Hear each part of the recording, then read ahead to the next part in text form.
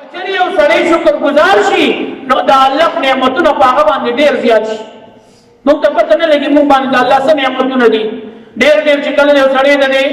بزرګانو دا بیان اوري یا د بزرګانو سره د سړی ناست دی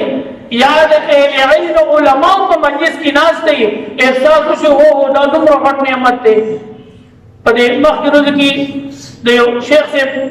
بیان مې اورېدو هغه خبره کول وایي زما یو میلمه راغی یو ډاکټر راغی میلمه مې راغی ګپ شپ وشو خبرې اترې د هغه سره وشوې ډوډۍ روټۍ موټۍ وخوړلې شوه ماښام و نو بیا ما مهمانخانې ته بوتلو کوم چې د میلمنو ځای و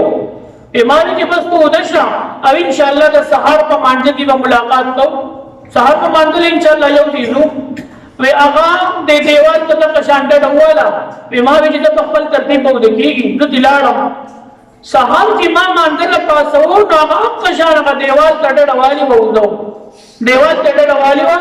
او د دومره عجیبه انعام چې زموږ هم دې ته خیال نه و چې کله تا واقعه مو اورېده موږ سره مې احساس پیدا شو الحمدلله دومره نعمتونه الله راکړي.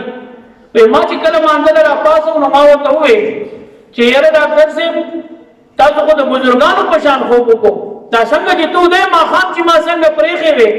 نو کېدی چې څنګه د الله په نعمتونو کې سوچ کوو او هغه شان ملاسې څنګه چې د دیوال ته بېګا ډډه والې وه دا خو د بزرګانو خوبونه دي. وی هغه په ژړا شو ما ته وې چې زه خو د دې بزرګۍ په خوب باندې د لسو کالو نه سملم د لسو کالو نه ولې سملې وی یاره چې زما زه چې کله خوراک وکړم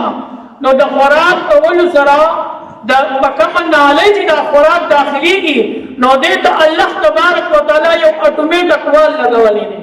دا خوراک چې کله ښکته لاړ شي نو د ښکته تلو سره هغه وال بند شي نو دا خوراک په بره نه راځي. دا یو وال اټومیټ الله جل شانو لګولی نو زما هغه اټومیټ اقوال خراب دی نو چې زه کله سملم نو هغه خوراک ټول په خوله واپس راوځي.